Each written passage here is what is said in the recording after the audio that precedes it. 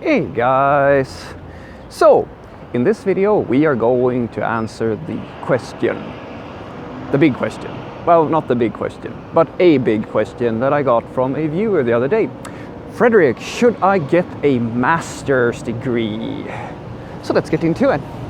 Now, I want you to know that what type of education I should get, that sort of question, in the realm of that question, is one of the most common that I get. So I might have already answered this somewhere before.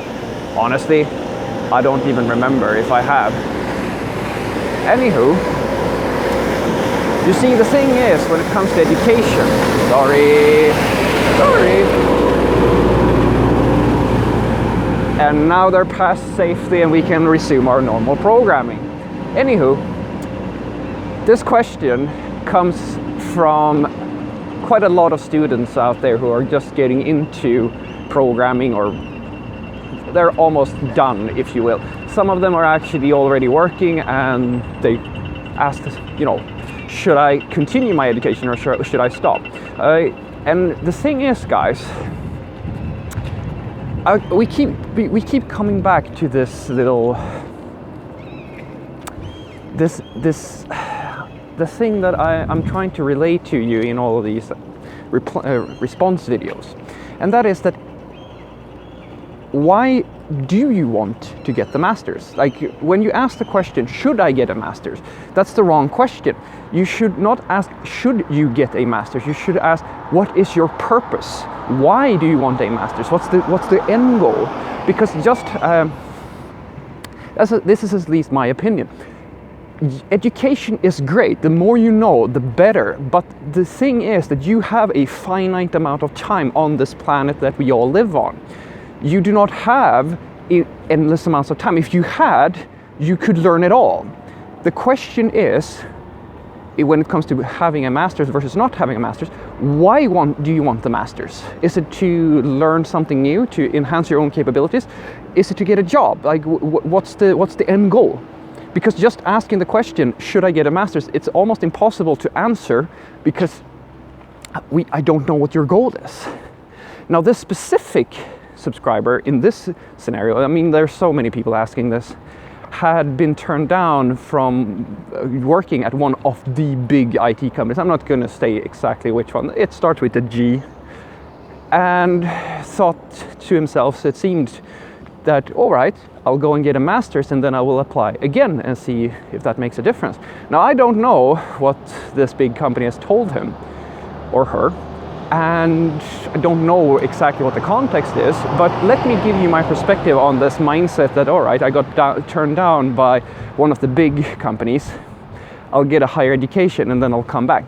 Guys, I find it very hard to believe that the absolute pinnacle in IT only cares about a master's degree. Let me walk you through it. So, when you get a master's degree, you will, and this is the good part about having a master's, the average education level of a programmer is a bachelor's degree, on average. Roughly, I think the Stack Overflow report that was released not that long ago said that about 80% of all programmers, give or take, have a bachelor's degree. And there's a small percentage who actually have a master's. Now, you should know that there are absolutely companies out there who likes that you have a master's degree. But to this day, I have still not really I've never been in a job interview where they turned me down because I didn't have a master's. I mean, it's great to have a master's degree if you want to stand out from the crowd. If you have a desire to learn and you really love the academic world, that's great. Getting that in the start of your career, it's awesome. But you see, the thing with education is that it's a preparation, guys. It's preparing you to do the actual thing.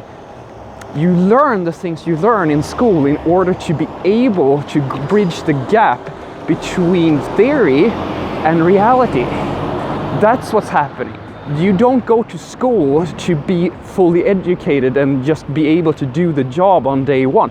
You do your education, complete your education, because the industry needs to get you to a point where the cost of training you that last bit that will make you into a normal average day working person, that they want that to be as low as possible. That's why society has schools, to bring you as close as possible at a low cost, or at least the minimum cost to industry. They want you to be as close as possible to be a productive member of society.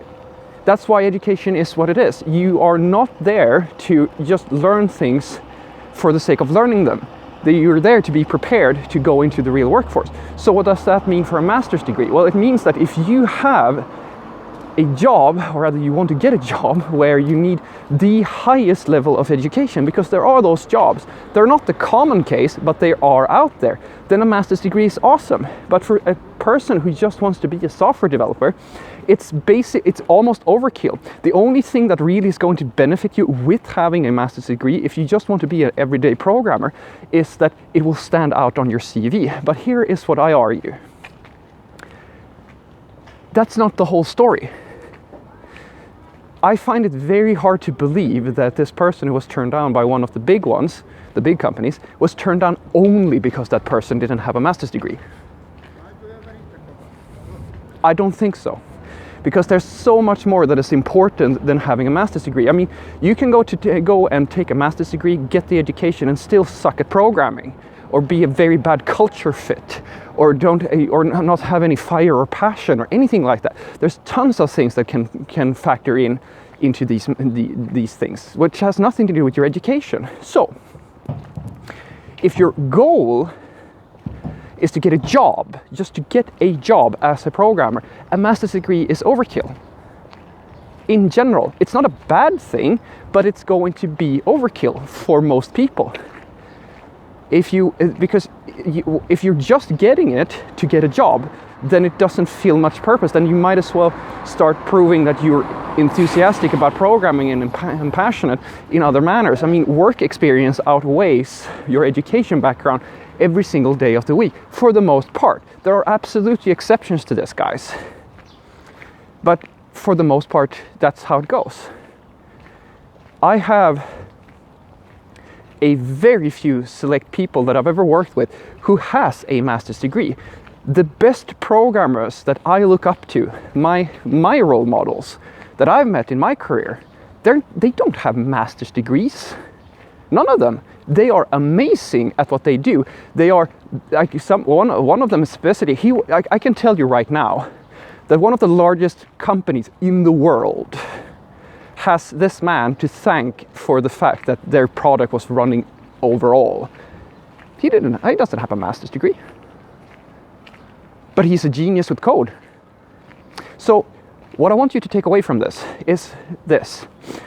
When you ask the question, should I educate myself? Should I get a master's degree? Something of that nature. You have to first answer the question, what's the goal? If the goal is to just get a job as a normal day software developer, then you don't have to. You can if you want, but it's not a hard requirement.